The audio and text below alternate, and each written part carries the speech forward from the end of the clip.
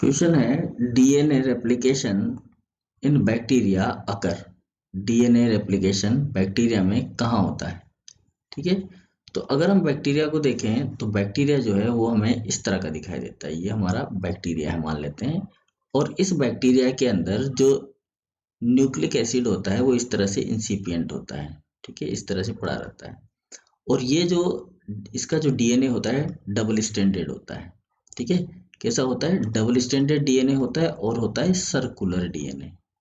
कैसा डीएनए होता है? डबल स्टैंडर्ड सर्कुलर डीएनए होता है। और कहाँ पड़ा रहता है ये?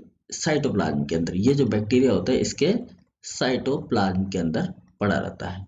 ठीक है, तो ये तो हुई डीएनए की बात। अब जो डीएनए होता है इसका रेप्लिकेशन होता है कैसे, ये क्वेश्चन पूछा गया है। तो पहला ऑप्शन दिया गया है विद इन न्यूक्लियस, तो इसमें न्यूक्लियस नहीं होता, इसलिए ऑप्शन तो हो गया गलत।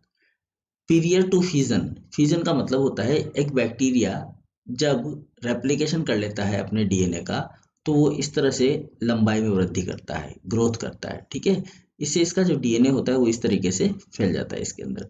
बाद में इसके अंदर एक खांच बनती है या एक फर्रो बनता है, जिसकी वजह से जो बैक्टीरिया होता है वो दो पार्ट्स के अंदर डिवाइड हो जाता है इस प्रकार से। ठीक है, इसको बोलते हैं हम फिजन। ठीक है, फिजन को हिंदी में बोला जाता है विखंडन। तो इस तरीके से जो बैक्टीरिया होता है उसका विखंडन हो जाता है, यानी कि ये फिजन प्रोसीजर है। ये कौन सा प्रोसीजर है? फिजन। ठीक है, तो ये फिजन हो गया। तो इसका मतलब फिजन से पहले ही इसका रेप्लिकेशन होता है, तो यहाँ से इस स्टेप पे आने तक इसका क्या हो जाता है? रेप्लिकेशन हो जाता है। तो दैट इज द आंसर हमारा क्या है? ये पीरियड टू फिजन। ठीक है, नेक्स्ट ऑप्शन दिया गया है जस्ट बिफोर ट्रांसक्रिप्शन। ट्रांसक्रिप्शन वो प्रोसीजर होता है जिसके अंदर जो डीएनए होता है, डीएनए एमआरएनए में कन्वर्ट होता है। किस में कन्वर्ट होता है? एमआरएनए में या आरएनए में कन्वर्ट होता है।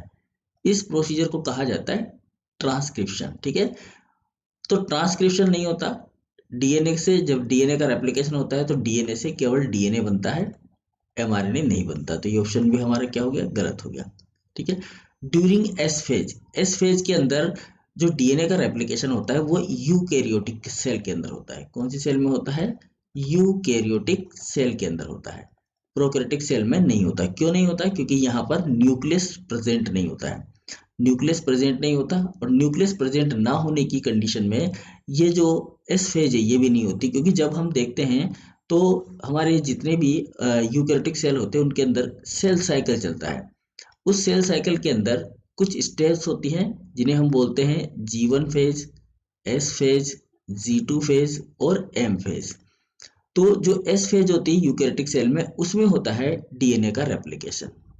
यहाँ होता है डीएनए का रेप्लिकेशन। लेकिन कौन सी सेल के अंदर होता है ये होता है यूकैरियोटिक सेल के अंदर। ठीक है, यूकैरियोटिक सेल के अंदर होता है। तो ये जो प्रोसीजर है रेप्लिकेशन का, ये केवल किसके अंदर होता है? यूकैरियोट्स के अंदर होता है, एस फेज के अंदर। प्रोकैरियोट्स में नहीं होता, क्योंकि यहाँ पर न्यूक्लियस नहीं है, तो इस तरह का कोई सेल साइकिल यहाँ पर नहीं चलता है। तो आंसर क्या हो जाएगा हमारा? Period to fission.